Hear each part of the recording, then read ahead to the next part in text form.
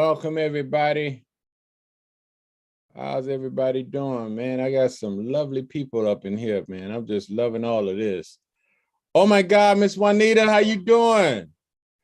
Hey, boy. That's my right arm, boy. Can't do nothing without her. Yes, yes, yes. Got everybody coming. Lou. All right, all right, all right. What's up, Tonyo? I got Miss Vicky. Hey, St. Louis in the house. Felicia, nah, don't tell me you still working, girl. Oh my God. And oh no, I got Phoenix in the house. Mr. Riggs. Well, that's one of my oldest members there. Patrick, I see you here. Okay, Miss Fawn, you brand spanking new. Yes, I love it. Oh my God. Okay, all right. Good evening. PJ. Okay. Who is PJ? Uh-huh. All right. I was just waiting on that. Okay, everybody. Hey, I'm so glad. Hey, Alicia. What's up? What's up? What's up? Nada. Oh my God, I got my old team. Hey. Yes, I got my old team. Yes, sir. Man, everybody crawling in slowly but surely. All right, I'm just going to give it a couple of more minutes. Just so excited about what's about to take place. I'm so grateful where God has us in this moment and in this season right now. This is the second quarter, y'all. We had our first 3 months. It was good, but the momentum is picking up. Let me tell y'all a secret, man. Every single year around December, I always go into my closet and I just cast my vision. I just pray to God that he would just bring more resources and just some guidance, you know what I mean? And the people that I need in order to further this vision. Now, for most of y'all that been with me a while, you kind of know my story, but I'm just going to go over some stuff for some folks that really don't know me. I'm Elder Keith Humes. I'm out of Miami, Florida. I've been kind of doing this business now for actually since 2004. What y'all see right now is the glory. But man, y'all really don't know my story. I started out from the bottom. I mean, I'm talking about a 420 credit score. I ain't have nobody to teach me anything that I got now. As a matter of fact, the first person that I asked that I saw doing it, I asked him, I said, hey man, can you tell me, show me how to do this halfway house business? And he told me straight up and down. He said, man, I don't think you want to do this. So these folks that I'm dealing with, they knuckleheads, they run off with the money. Like, man, I'm telling you, Keith, I'm catching hell with them. Then he turned around a month, 2 months later, coming to the meeting, telling me he done open up another house. Okay. So I'm like, really? Yeah.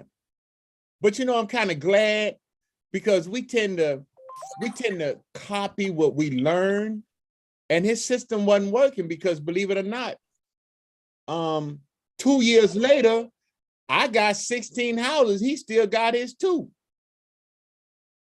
So that tells me something right there, you know? So I'm kind of glad God just blocked that for me. And so with that, I went ahead and I just went into a new level. You know what I mean? I started servicing people. I started helping people out. I developed this 2-pronged system where we do for-profit and nonprofit. Some folks don't know anything about that. Miss Juanita is one of them. She's straight up nonprofit. And it works for her. But I do both. You know what I mean? And I kind of explain that to y'all inside of my mastermind training. So for those that know, y'all know why I do it. Now, I've come a long way with this business, man. As a matter of fact, we are #1 in the entire nation. If you Google how to open up a halfway house, we are #1. I don't know how many people, and I don't even keep track of it, but my team, we finna do a survey, y'all get ready. But for all of those that have gotten your 501c3, it's vitally important that we start organizing, all right? We have Miss Juanita here who's gonna talk about the coalition. Last year we came together, we started going after the grant, the federal grant money for Second Chance Act. We started getting organized, and we didn't get it, bottom line. So this year is coming up again, and we're going to talk about that in a minute. But there's so many different things that we're going to be putting together. I'm sorry. Hold on. Let me put this on. Oh, there's somebody trying to get in, and they're calling me. Hold on. Pastor. Yes. All right. You're not in. I don't have a link. All right. I'm finna send it to you right now. Okay. Oh, that's on me. All right. So hold on 1 second.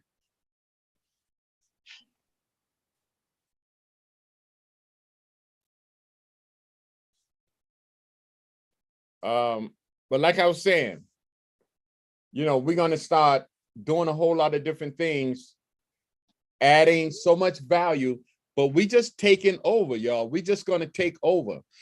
And so Miss Juanita is going to talk about the low income federal tax program. She's amazing. When I first met Miss Juanita, I went up in Harrisburg, Pennsylvania. It was cold as ice. Y'all know I'm from Florida. Listen to me. I cannot take anything that's 50 degrees or less. All right. I ain't no good. I'm freezing. I'm serious. I went into Pennsylvania. I met up with, hey, Miss Powell, thank God you're here. I went into Pennsylvania. My source told me my client, he told me, he said, go meet with Miss Juanita. Let me tell y'all what he told me.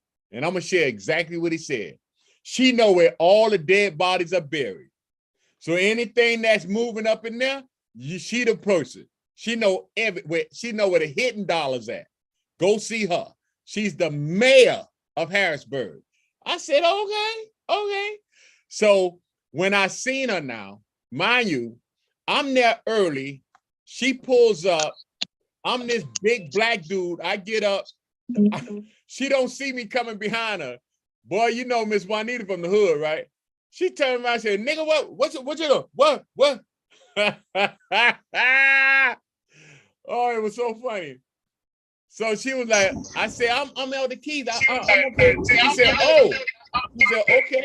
Oh, don't you don't roll up on nobody like that now. So anyway, we've been having a great relationship ever since. But guess what, y'all? For a couple of years, I never utilized her service. But she opened up the door for me. She showed me the building that she had built from the ground. It's 2 buildings now. One is a housing complex, and the other one is an office complex, all through her nonprofit and her grants. I was simply amazed by it.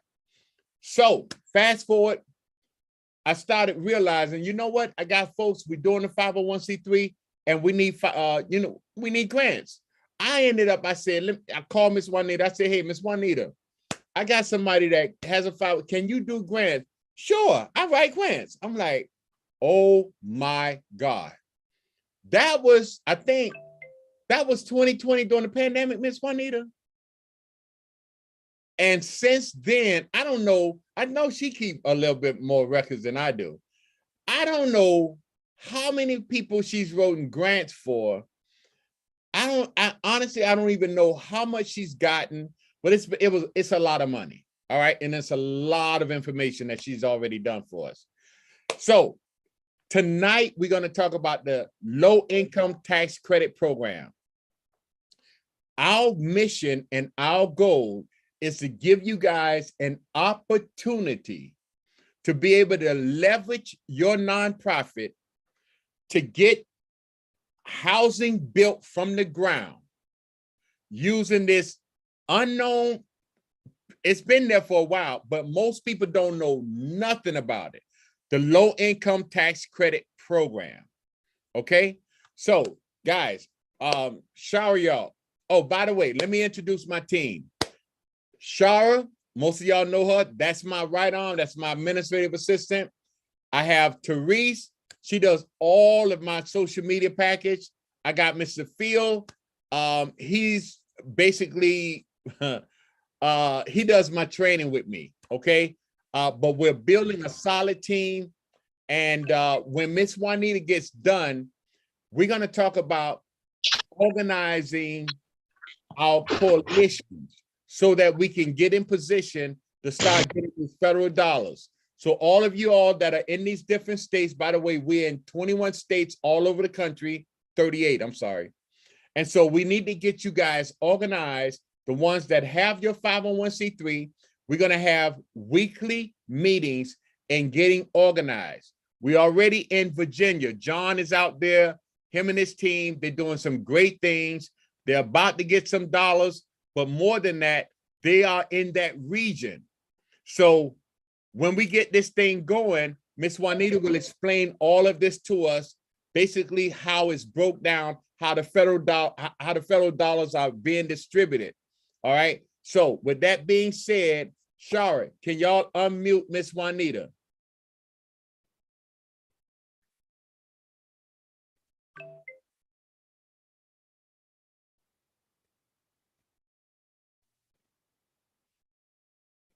Elder Keith, do you want me to talk about the tax credit first and then the coalition, yes, or how you want me to do it? Tax credit first. Okay, can people hear me clear? Okay, wonderful, wonderful. Good. Hello, everybody. And I'm looking forward to working with you as I've been with Elder Keith for the last couple of years. I never intended for this to go this far. I was only originally, I never intended it. And to the point where I actually had to incorporate myself last year because it was that much work that Elder Keith was sending to me. I started off in Pennsylvania, which is where I was born and raised in Harrisburg, Pennsylvania. Lived in Philadelphia for about 10 years, but I was back and forth in Harrisburg again. I am a ex-offender and I am a ex-addict. I don't say recovering because God delivered me. And that's where I take it at. I don't go no further. One of the things that's important to understand is it took me, it'd be 20 years the end of this month that I've been doing reentry, working with ex-offenders. And then I started working with veterans, which was what led myself and my nephew, who is also an ex-offender with a construction company. He came to me with the vision after about 14 years that I've been doing my nonprofit. He came to me with the vision that he wanted to start building in Harrisburg. So he was originally doing about 3 years state parole. And I told him, wait till you get off parole, because it's harder when you're still on paper, not because you're an ex-offender, but they don't want you to be on paper where you take a chance of going back to prison right away. So he waited till he got off of parole. He continued his construction company. And then what we started was called a work-based training center for ex-offenders and for veterans. Because as you know, ex-offenders have a hard time getting employment. Most of the time, they don't even have skills.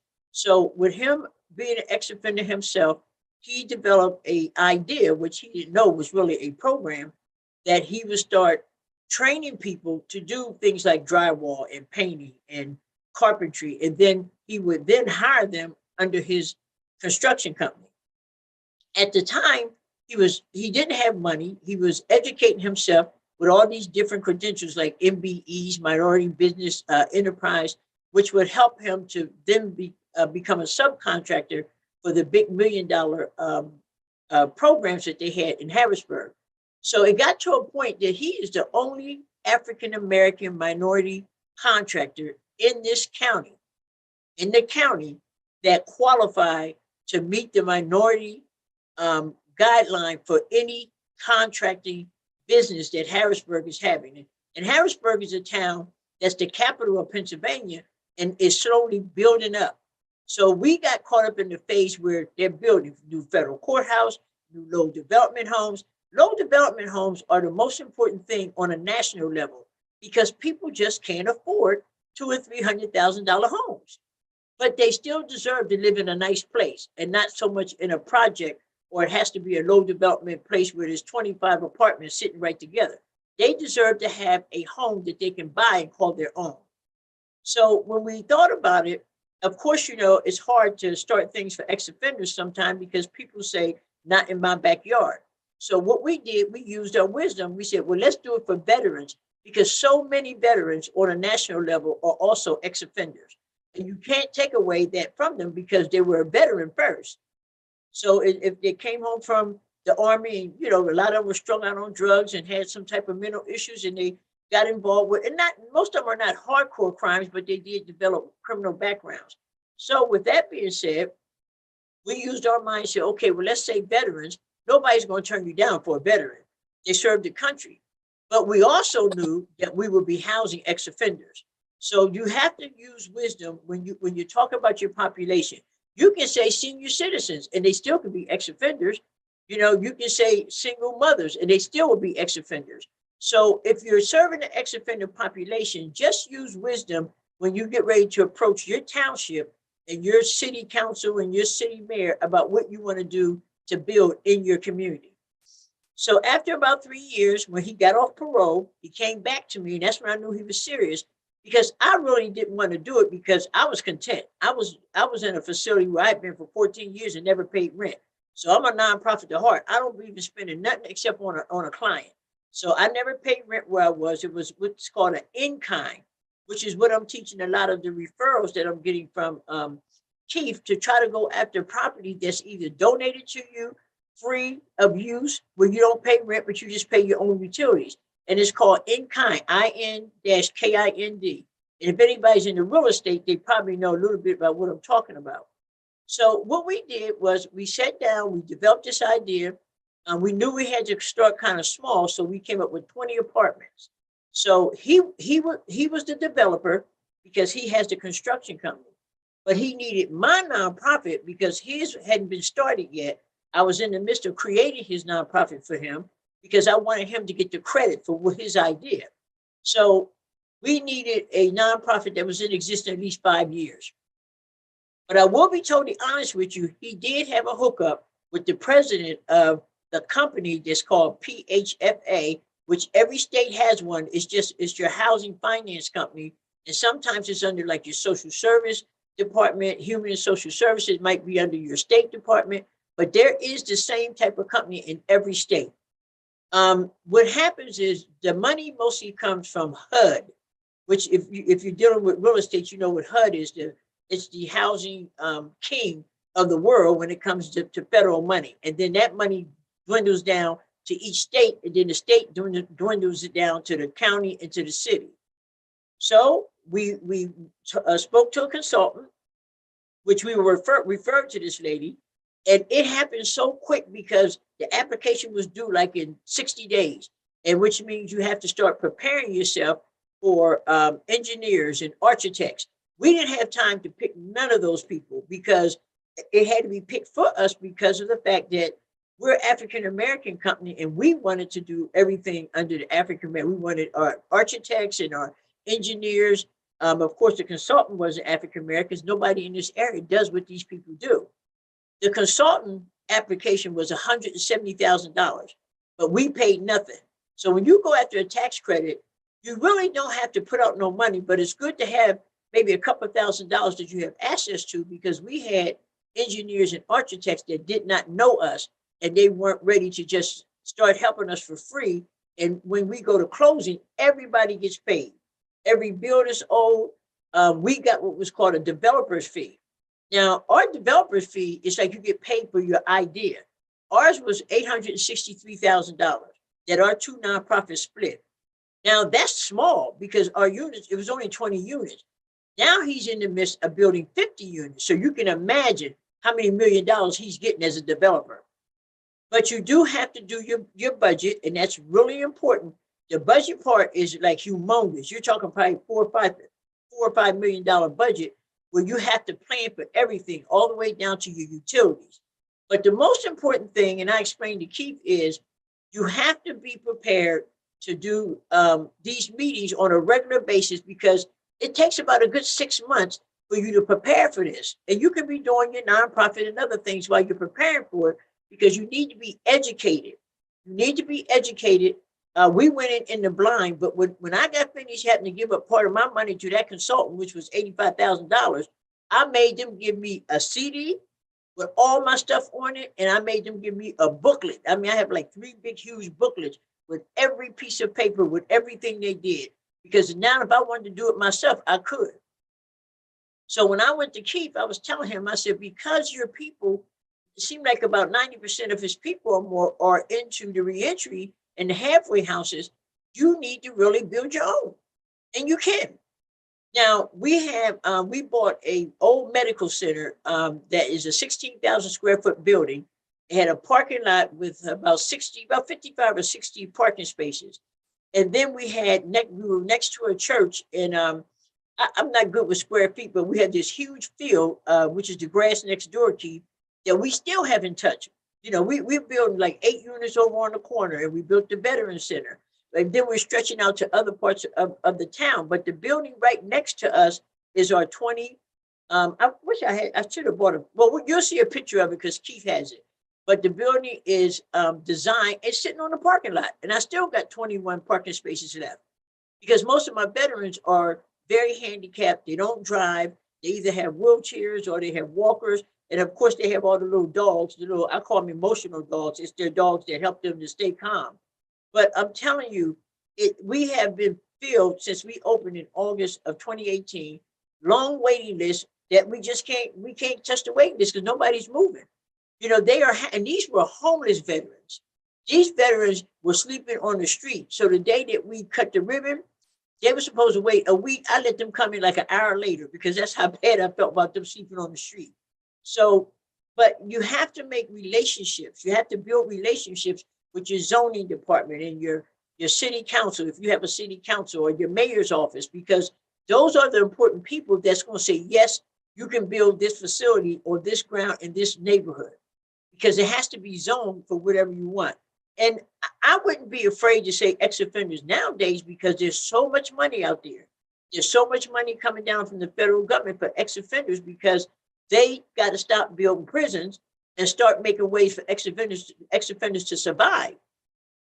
And in order for them to survive, they have to be able to have jobs and they have to have a decent place to live. Nobody wants to come off of crack and live in a house to make them think that they're still on crack. So that's my very short summary. I don't believe you have to wait 14 years like I did. I'm giving you the information now. I'm sharing everything with Keith. Listen, I'm gonna tell you something. I'm not writing nobody's program. I'm not doing that because I'm 69 and I'm trying to retire in the next couple of years because I have a couple of little girls I'm trying to help raise. So, but I am willing to participate and give up at least a year to walk people through this process with Keith. Keith will have everything that I will have, but I'm not willing to write it. I don't want nobody to ask me you can't pay me to do it. Because this is something that you really, really need to learn to do. If you have an interest in it, you really need to put the time into it because it can do nothing but grow your nonprofit. I've never been in the construction field, and now I'm a co-developer. I own 49% and my nephew is 51% because I let him do it like that because it really is his vision. But he couldn't do it without my nonprofit because he didn't have one at the time or it wasn't old enough. So now, all you have to do is once we develop where in each state where your PHFA is, which stands for Pennsylvania Housing Finance Agency in Pennsylvania, once we locate where your services are for this particular tax credit information, then we can start telling you what's required in that particular state. Because different states have different rules and different laws and different ways that they do zoning. But it can be done. It can be done. I don't care where you are, California, Florida, it can be done, but you have to want to put the time in. It is time consuming. We bought the property in December 2015, we closed. We closed on the new building in August of 2018. So it was 3 years. Now, what my nephew's doing now, the 50 units, just maybe close to 2 years. But he's built from the ground. He has not closed yet because he's built 50 units, which is like 21 apartments in a 3-story building and 28 townhouses, and then a community center. So what they allowed him to do is he has TLC Construction and Renovation. He names it after him, TLC Enterprises. He has his own little community that he's building. And then my nonprofit partners to do the supportive services. So there's plenty of money in it to be made even after you build. But I will be totally honest with you, when you understand a tax credit, you don't get to collect the rent the first couple of years. You don't get to collect that because your investor your investor has to get their money back that they invested, in addition to them getting the tax credits for investing in the community. So don't think as a money pit. It doesn't work like that. After about 3 to 5 years, and the investor feels comfortable that they don't have to put no more money out, they back out and everything is yours 100%. Wait, say that again. Say that again. Okay, when your investor, like my building was 4.5 million, I didn't spend no money on that. The Fulton Bank was my investor. They spent every dime. We did the budget and say, this is what we need to operate for 10 years, because you got to do a 10-year plan.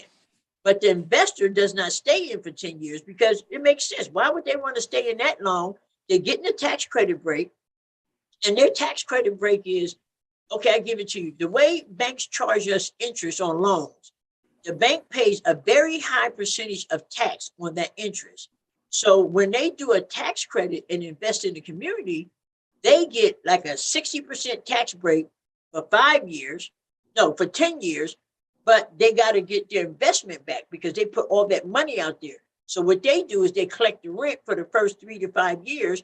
And when it looks like, okay, I'm going to bail out now because now the building's going to maybe need some repairs. Or it depends on how your tenants, some tenants will tear up your building in 2 years. But they don't want to have to put no more money out. But even when they bail out from collecting the rent and running the building, then what happens is they still get a tax break for the next 10 years because of the way it's set up. And the thing, and you don't have to manage the building. I'm right next door. They see me, they ask me questions. I said, look, call the property manager, because I don't have to do anything but oversee and supervise the property management company that manages my property. And you still get paid. Your nonprofit still get paid. Oh yeah, we still get paid, but we don't get paid through the rent. We get paid through the developer fee is set up to give it to you a certain, like, you get like maybe at closing, we got half of it. And then the 1 year you get 25%. And then another year you might get 20%. And then they hold 10% they hold 10% for 5 years to make sure you don't have like no incidentals. You know what I mean? And then when that 10% is cleared, that's the end of your developer's fee. Okay, now Miss Juanita. So how much is the property worth right now? Well, they built it at 4.5 million. There hasn't been like no improvements. So it's probably more so depreciated a little bit. I'm thinking maybe 4, maybe a little over 4. And is it paid off now? Oh, we don't owe anything. So tell us how you did that. You never owe anything. Remember, I just said to you, the investor pays the whole, when you do the budget, and our budget came to 4.5 million to build the house, to build the facility, and to manage it for 10 years. All that's in the budget. So I don't pay anything to the property managers. Their money comes out of the budget that was fulfilled by Fulton Bank. So it was already calculated in. Yes, it's already. And then there's a budget in there for what's called a supportive service person, which is a person that has an office in the building to help them in case they need resources. And they plan little events for the building, like around the holidays, because we have, in addition to the 20 apartments, there are 20 one-bedroom apartments. I have a classroom over there that I turned into a food bank.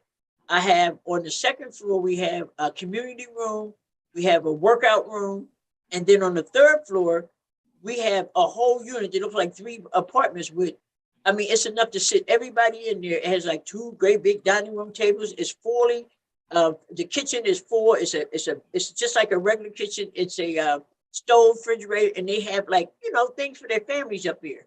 So it's a really nice building. And it's not just apartments, it's everything for them while they're living there. So you provide supportive services for them? Yes, that's a whole nother category. We hire a person to provide the supportive services. And the veterans don't pay 100% rent. They get what's called, let me think of it. John, you probably know what I'm talking about. It's like a Section 8. It's subsidized. Yeah, it's subsidized. They only pay 70% of the rent. And the other 30%. Is it HUD VASH? HUD VASH, that's what it is. That's exactly what it is. HUD VASH. So 10 of my clients, no, it's not 10, it's 7 of them on one floor. Their HUD VASH belongs to them because the VA said, we need you to give us apartments for the real severe mentally ill veterans that come with their own HUD badge. So when they leave, I have to fill them apartments with, if they ever leave, because I don't think they ever leaving, I have to fill that apartment with another HUD badge person that comes with their own. The other 14, the other 13 were HUD badge given to us by the HUD badge supplier in Dauphin County. So those stay with their apartment. So if somebody leaves, then that voucher, that voucher stays there. So the whole idea is to provide affordable housing, yes, for a vulnerable population of people. That's right.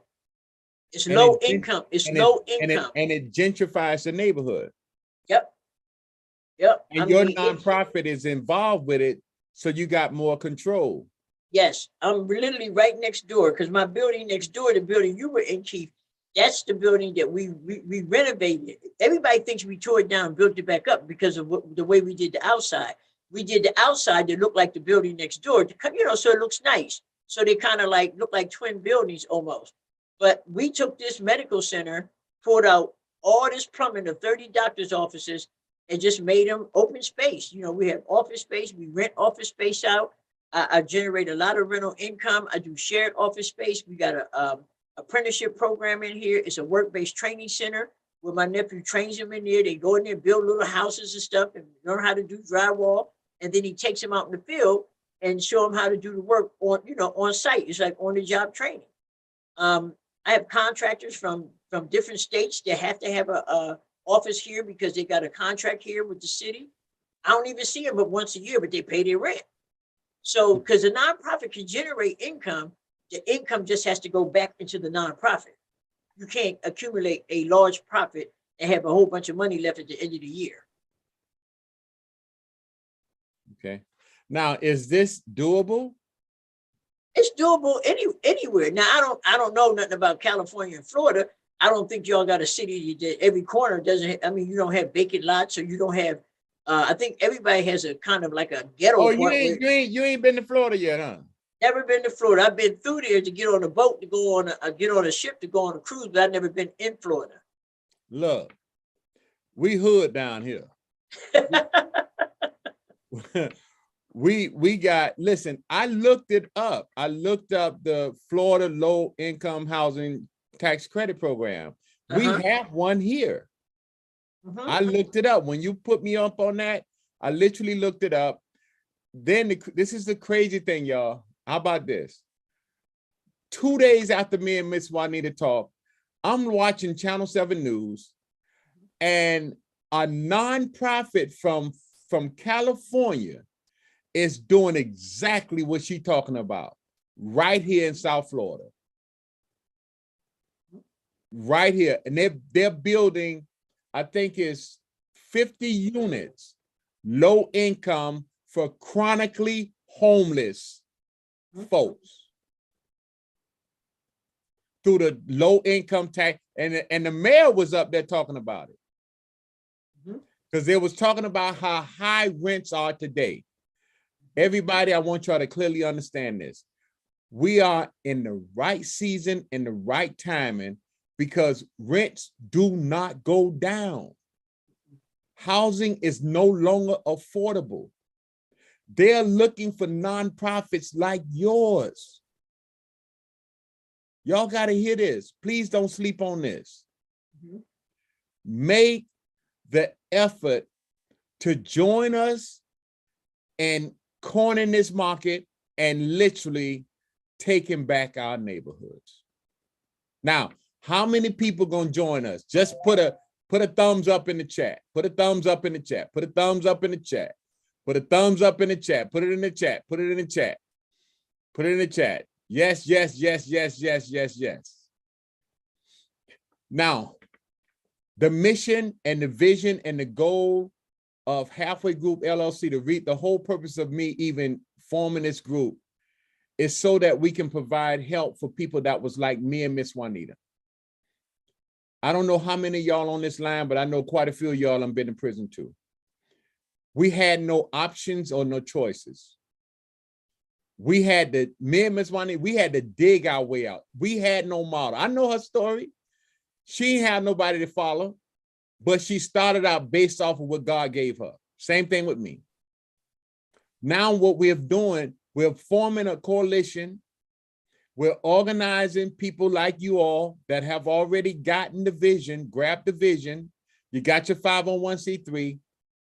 Now we're going to talk about the coalition. We're going to talk about what we did. Last year, we came into Miss Juanita's office where everybody flew in. How many of us it was? About 15?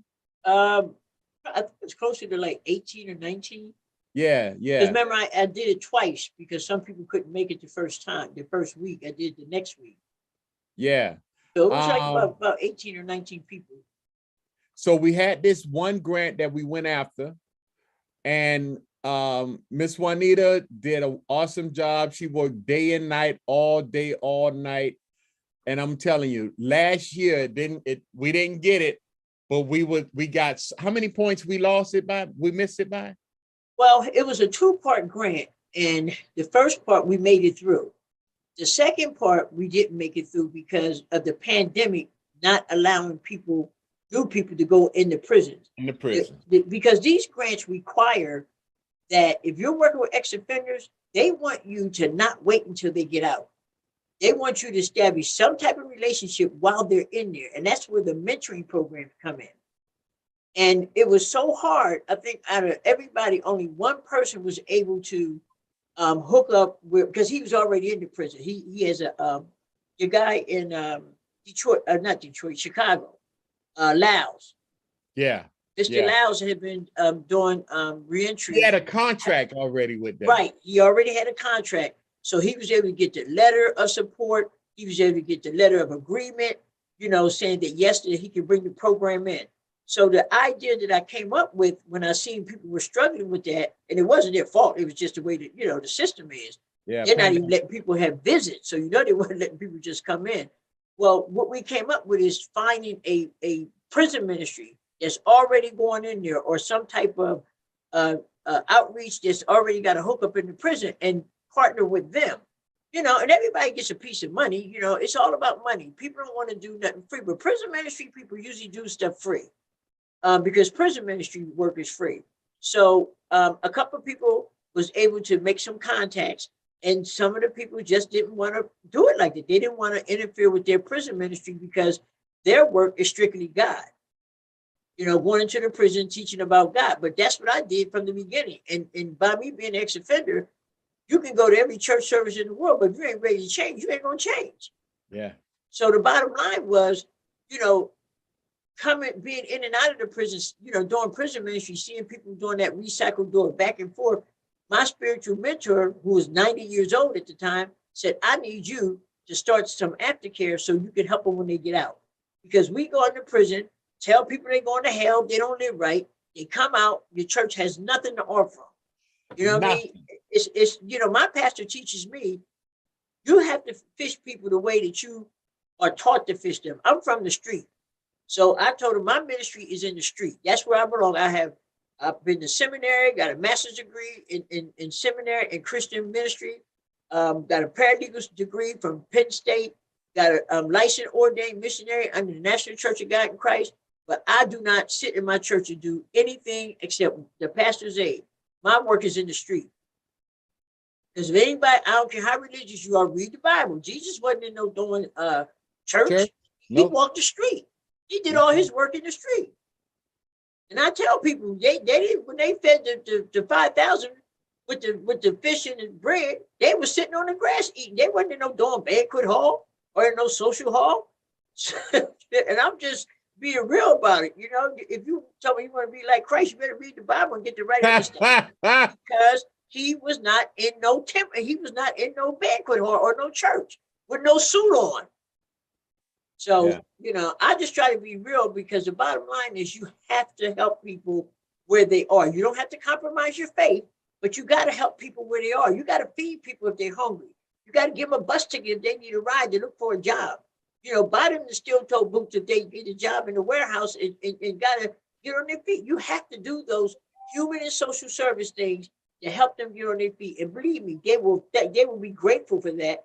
And you can lead them to God like that. So you have to find a way to separate your spirituality from your human and social services and still don't compromise your faith. Absolutely. All right. So listen, we're going to take a Q&A in a minute, but I'm going to share my screen real quick. And I want to just kind of show you guys something real quick. This is from Miss Juanita. So the name of our coalition is called Hubcap, the National Hubcaps Reentry Program. Can everybody see my screen? Now, this was last year's grant request for proposal rather. This one was for $900,000.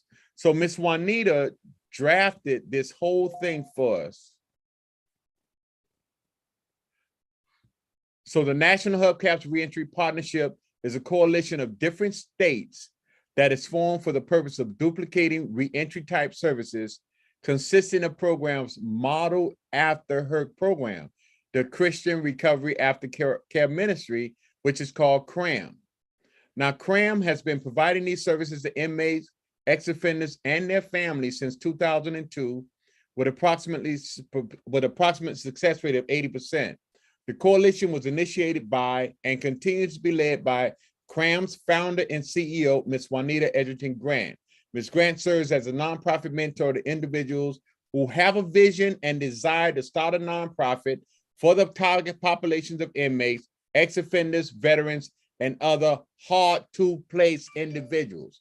So everybody listen, y'all.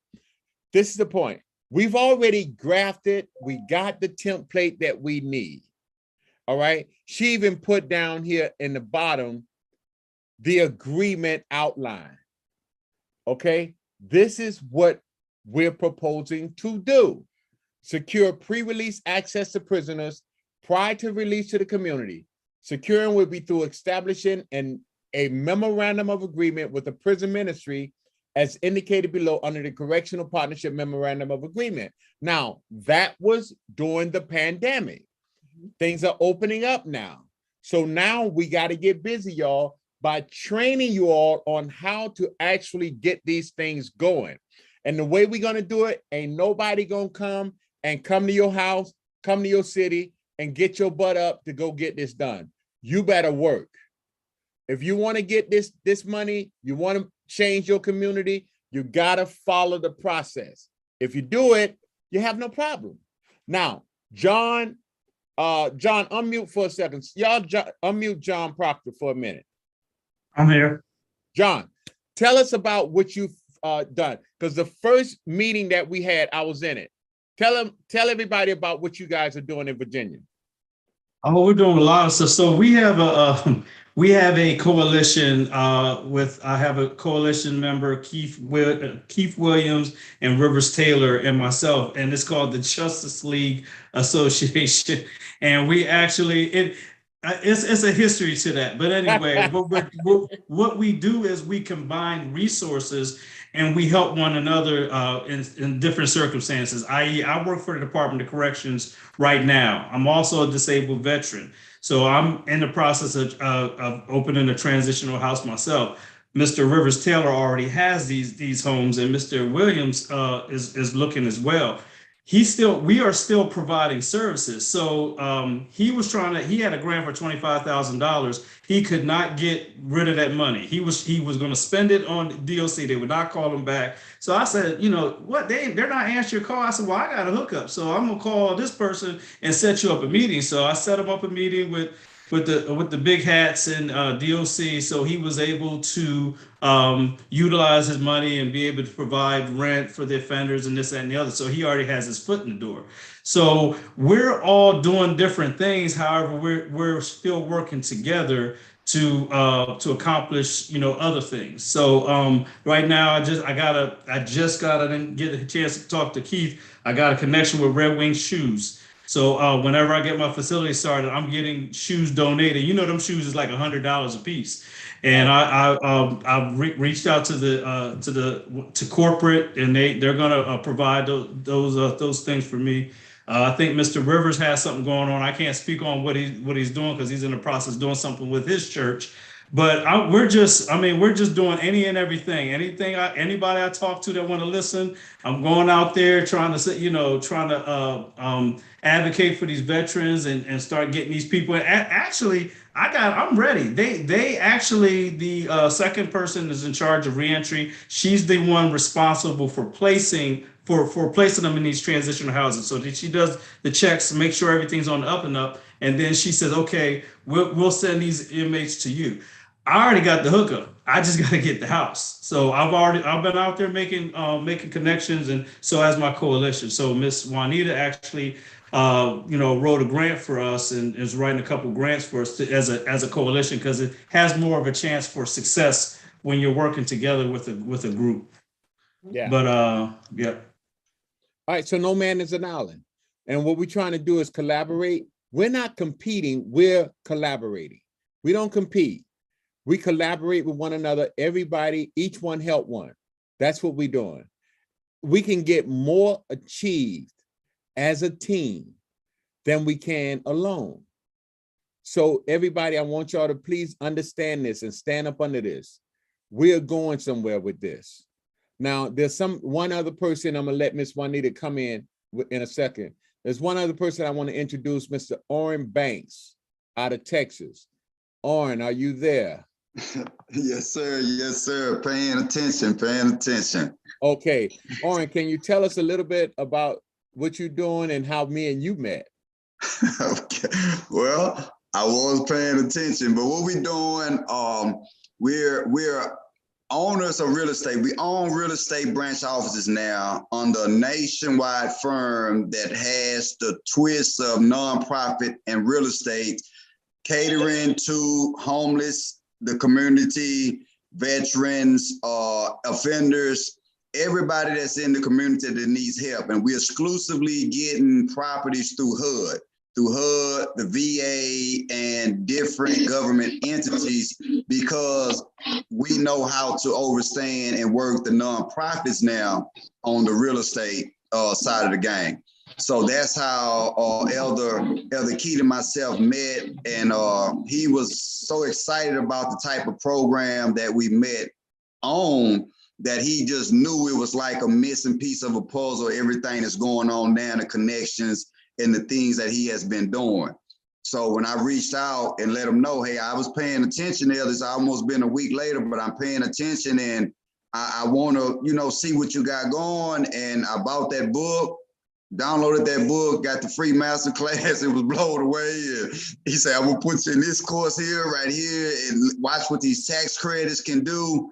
And hey, so it's like everybody, like if this is new to you, don't let it be something that's gonna knock you out of a position that you can really, have a foundation for right now, because it's totally actual, factual, and it really will make a difference. Amen. Awesome. All right. So Miss Juanita, I have one question for you, and we're going to open it up for everybody to ask some questions. We got about 10 minutes too. Miss Juanita, can you please kind of give us an outline of the course that you're going to be doing with this? For the tax credit? Yes, ma'am. Well, I think it's important that we try to figure out how often we're going to meet, because it's going to take people some time to develop these relationships, to look at their city, see where they want to build at, what geographic location within their community do they want to build. And I think monthly reports from each participant is going to be important. And I'm going to reiterate again, I'm not going to allow nobody to pay me to do this for them, because it's just too much work. It's too much work, and you will take pride in it when you see the end results. But I think that honestly, I think we shouldn't start it until probably after the grant. This grant is due June. The second chance grant is due in June, and we got to figure out who's going to be a participant. In the second chance grant, it's what, 700,000? 725. 725,000, and so with federal grants, there has to be only one lead agency, and that would be my agency. And all the programs and stuff that I do with people that Keith sends me, I just model them after what I've been doing successfully for 20 years. It's not rocket science, And when we can show the federal government that we're coming in here 15, 20 states strong, we're covering, part of the world, that they don't have to take all these other applications and look at them, because they can give one coalition with 20 representations, 20 different states, maybe two agencies in Florida and 2 in California, because they're so huge. But we need to cover most of what we got, 50 states. I've been out of school real long. What we got, 50? 50 states, yeah. 50 states. Well, we go into coalition with a grant with 20 states in it, and everybody can get a piece of pie. One agency might get 20,000, one might get 40,000. I don't think everybody will get the same amount. It depends on what level that you're providing your services. My goal is to try to get a nice chunk of money for you to either put down on a house so you can own the property, or pay the rent for at least a year, or rent in a house so you can get started with your housing program. Because it seems like that's the biggest struggle with everybody getting property. So I think that those who are interested, I think that we can have them maybe like by May 15th, come up with the list for the tax credit. And then after the second chance grant is submitted, then we can start end of June, early July with the tax credit, walking people through each part that they have to accomplish, because you can't give it all to them at one time. It's too much. Okay. The tab on my book is 45 different sections. So that's a lot. Okay. So I'm going to send a blast out for everybody. So everybody that's interested in joining this, please send me personally. You have my email address, elderkeithhumes@gmail.com or keith@openupahalfwayhouse.com. Send me something that say that I'm interested, and then we'll start organizing from there. All right. I don't want to miss out on this opportunity. I know we can get this without a shadow of a doubt. Things have opened up. It's gotten a lot more easier to even get access to the prisons. And you don't even have to get the prisons, right, Ms. You can even get to jail, right? Yeah, it can be either one, the county, the local jail, or the state facility. Yeah. So I've already put some strategies together. We'll have some templated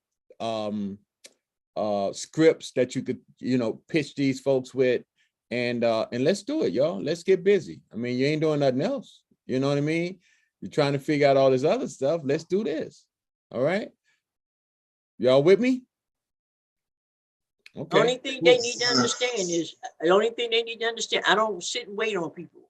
When we set a timeline and you miss it, unless you're dead or you're dying, and if you have a real good excuse why you can't, and you don't communicate, you're out. I'm sorry, that's how I roll. I'm not going to pull on people. And if once you're given the information and you say you're going to participate, you got to make sure you have the time. Maybe this is not for you the first round. I don't know, but I'm going to write the grant. And I spent so much time on that last grant. My heart was broken. Yeah. When I set up to like 12 o'clock, 3 nights in a row, waiting for people to send me stuff, and people just gave up. Some of them just gave up. And I mean, it can be discouraging, but you can't get anything by just getting discouraged. Yeah. You can't. You got to follow through. Yeah. And it's okay to even get frustrated. That's all right. Sometimes you just gotta, hit me up, and y'all know me. When y'all get down, y'all call me. I'm gonna be that air pump, and I'm finna pump your butt up, because listen, we ain't got time. All right, to allow the enemy to come in and distract you from what God has given to you. Because if he in it, if he for you, who can be against you? Nobody. Y'all hear me? For me to have a 400 score and to access a property with no money down, man, come on, man. Come on, y'all. All right. So listen, anybody got any questions for Miss Juanita? Any questions? You can unmute and go ahead on and ask. I have a question, Miss Juanita. This is Vicky in St. Louis, and we do have that low income tax here. Ours is in September. So, Yes, I'm going to be on board because they do give hundreds and thousands of dollars away. And I want my own building. Awesome. Building, brand new building. You know what? Excuse me, and I'm glad you said that because you know what you reminded me of? There's what you need to look for also. There's two levels from the same agency. It's the my nephew and I, we won the tax credit to build the Veteran Center. Okay. Then the next round they had was called FAIR, PHARE. And I can't remember what the initials stand for. The FAIR money gave him $400,000 to build 8 units. That was a grant.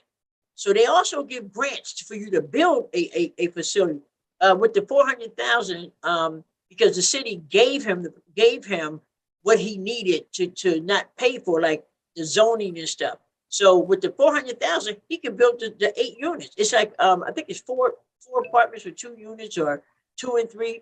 But there is money that's a grant. And the other thing is they have FAIR money. I'm partnered with a young lady in York, Pennsylvania. With her FAIR money, she got $200,000 to pay the rent for people. Now she did get a facility. So instead of paying rent to somebody else for your clients to live, she actually got money that she can go buy a house. Now I know California, you probably can't buy a house for $100,000, but if it's 200,000, you can at least put the 100,000 down. So it depends on how you write that grant. So there's 2 different levels of money with this low tax credit. Okay. Anybody else? This is Alicia. I just have a question. I've had a vision for over 10 years. Is there a way to get tax credit for land for tiny homes? I know it needs to be zoned and everything, but I want to help as many people, and tiny homes, I'd be able to help more people than just what I'm working on right now. Well, when it comes to a tax credit, you develop the idea.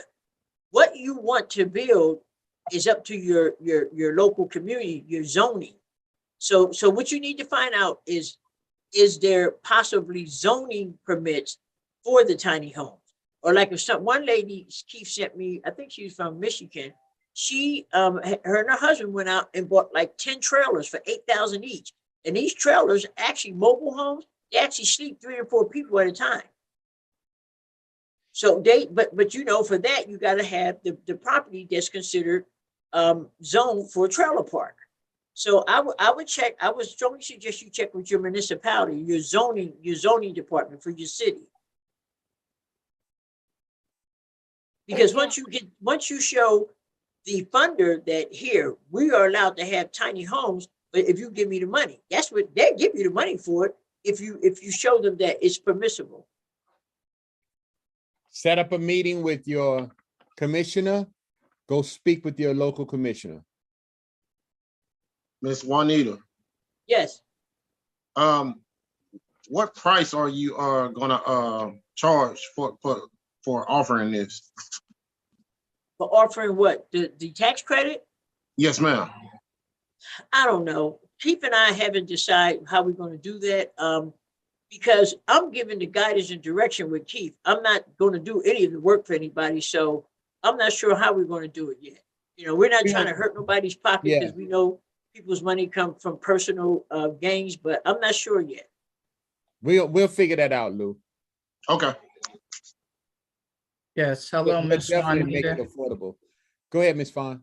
Yes, I'm in this state of Georgia, and my dream has always been, ever since I was incarcerated back when, to open up sober living houses, because that's what helped me get my life together. It was hard for me to get into a sober living house. I'm from New Jersey originally.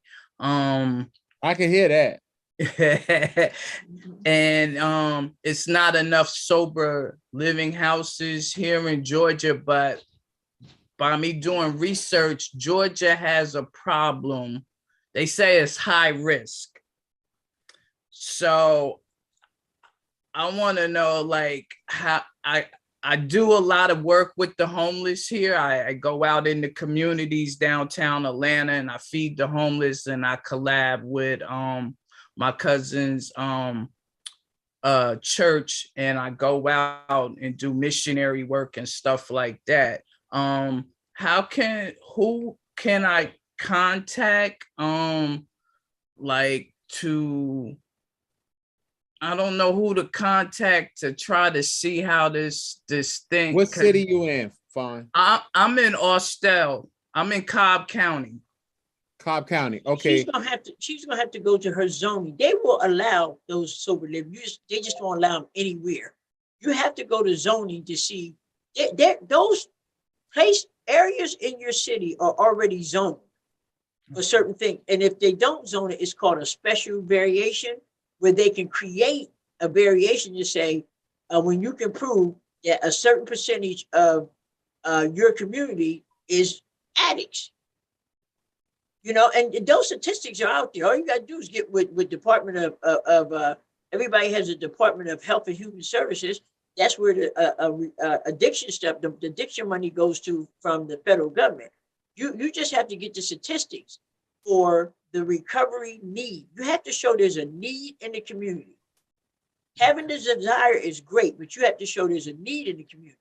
When you I go can help after, you with that too, Fawn. when you go after, I can help you with that. Okay. when you go after money or go after your vision or your dream, you have to do two things. You have to find a population that needs to help. And by helping that population, how is that helping the community? It has to be twofold. So when I help an ex-offender to get a job, that's reducing the crime in the community because they're working and they ain't committing crimes. So that's you understand what I mean? Yes. Okay. You have to make sure it's twofold. Helping addicts reduce a whole lot of things. It keeps families together. It helps kids to not follow in the footsteps of their parents, which people believe they should. Yeah, it does a lot. So what you got to do is find out where you could have it. You might have to build something. They may tell you go on the outskirts of town. Fine, build it out there. Okay. I do have one other person that's in Georgia that just got went down a rabbit hole. Miss Powell, you still here with us? Yes, I am. Oh, there she go. Ha!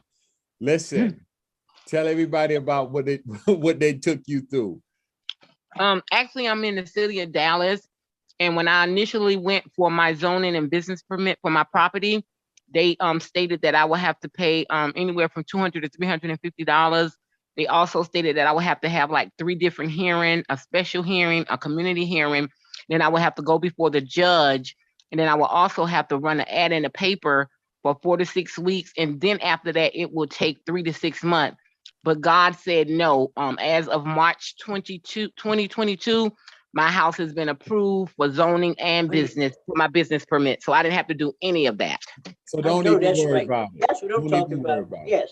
It took Don't a year, but God did it. Because Georgia takes, I've been here almost this June to be 3 years. And every time, even with, I do credit repair too. And like, Georgia just takes you through a lot. I know, but that's okay. We're gonna persevere. And I'm thinking about just going back to Jersey, where I really, before I moved here, like I'm a substance abuse counselor, and Georgia is just so, oh my gosh, it's just crazy here. They don't want you to open up nothing here. Hey, Jay, come on, Jay. I hear you. I know you're here. Come on, open up. Let me hear you. Hey, can you hear me? Yeah, I hear you. So tell Fawn about your process. Oh my God. I'm here. I'm in Tipton, Georgia. I'm originally from Pennsylvania, originally from Philadelphia. And I got people in Harrisburg and all that. So Miss Juanita and I work together. You. Yeah, she helped me a lot. I've been doing so much. I'm all over the place, man.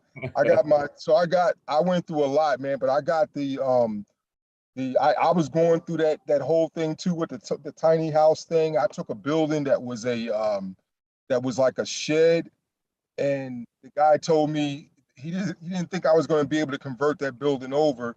And so he told me, well, you got to do this and you got to do that. So I went and I looked up everything on it and I did everything properly. I went and I talked to the zoning people. I got in good with the with the zoning director and so forth.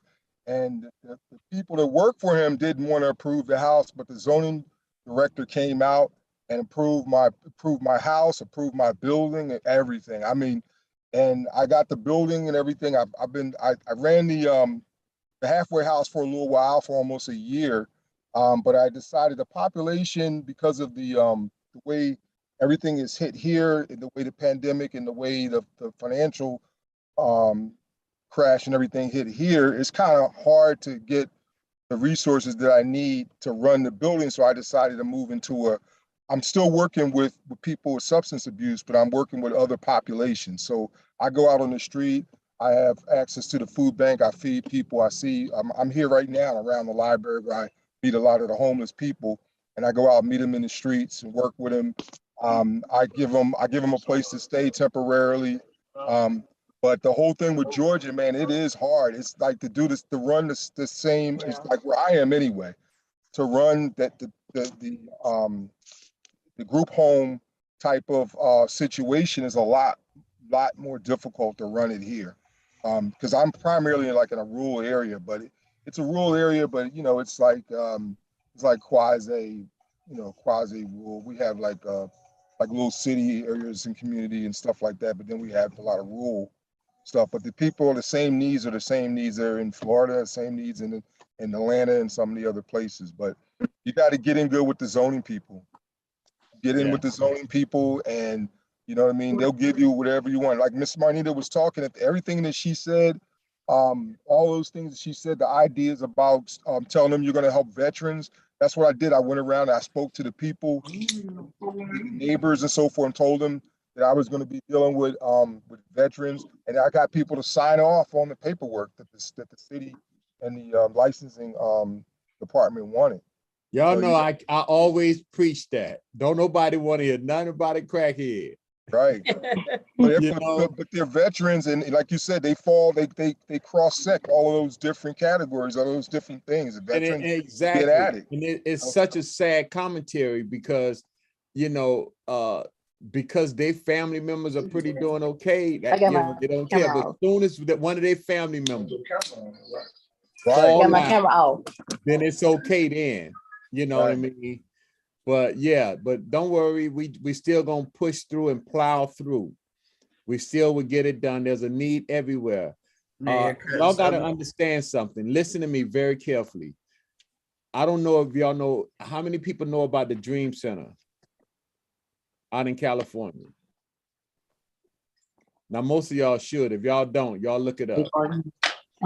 I'm looking at Hey, come on, mute your phone, please. Mute your phone. All right, this pastor went out there to California, and he went on Skid Row and set up a desk and a chair. And everybody that was out there homeless walking by said, "What is wrong with this white man?" No, wouldn't nobody even talk to him. Then somebody just got bold enough to walk up to him and say, "Cracker, what you doing here?" And he said, "Hey, what can I do for you?" What you mean? What you need to get from around here, man? They thought it was the police. But that man stayed there. And he started feeding them people, clothing them people, but he did need assessments first, finding out what the needs were in that community. And that man never gave up. But guess what? Right now, the Dream Center is training thousands upon thousands of folks that are duplicating this process throughout the whole country. Don't give up on your vision. You got to believe in it. But if you chasing money, you will never get it. You got to chase your purpose and money will come. Don't worry about it. When God is in this, can't no man change it. But you got to be determined. You got to know that you know what you're doing is right, and everything else will fall in line. Just believe. You got the support of a whole tribe of people all over this country. We only have a fraction of people on this line right now. There's over 1,000 people that have come through my program. Okay, so we are getting ready to build. I'm connecting with everybody that's a part of this. So we're getting ready to set regions up in different regions, and folks that are doing pretty good will be able to help you in whatever efforts you need done. All right. So with that being said, we're 11 minutes over. I try to just stay within that hour. We're a little bit over, but I want to thank everybody that came on board. For those that came in a little bit late, we talked about the low income tax credit program. We're forming a class in that. Me and Miss Juanita gonna put our heads together and determine exactly what the cost is gonna be. We're definitely gonna make it affordable for everybody, but more than that, we're forming a coalition of nonprofit agencies to go get this federal grant that's out there, but not just that one, but many, many, many more. So wherever you are, I want you to let me know if you're interested in joining the coalition, forming the coalition, so that we can start developing our team. And we'll be able to get this money the right way. So Elder again, Keith, yes. can I just say this now? I need to be real honest. We cannot have 10 agencies all from one state. So what's going to have to happen is, it's not to eliminate anybody, because I notice a lot of people in California and in Florida, because I have a lot of clients in California and Florida. I'm leaving it up to Elder Keith to pick. And if you don't get picked this time, it doesn't mean that you won't get picked next time. So I'm leaving it up to him to pick the ones that have just, things going on. Some of you are very new, like only a couple of weeks. I got a couple of new clients from Elder Keith. So you may have to wait till the next round, because every grant that comes out from that federal government that I can write, I'm going to write. If it's 5 or 6 of them a year. But understand that if you're in a state that has a lot of his people, that's where he needs to form the coalition within that state, like John Proctor's doing in Virginia. Then you can get some of that state money, because there's state grants that you qualify for. Okay. All right. So yeah, we're gonna figure all this out. So you guys look for a survey that's going to be coming out. We're going to be asking about 4 or 5 different questions. I need you guys to fill that survey out, and then we'll determine exactly where you guys will be placed as far as the coalition. But definitely we want everybody to be actively involved. Now, if you don't have the time and you want to get involved, but you're not taking the time out, then you will be dropped. Okay, we only want people that's definitely are going to be active. Hey, Kathy, how you doing?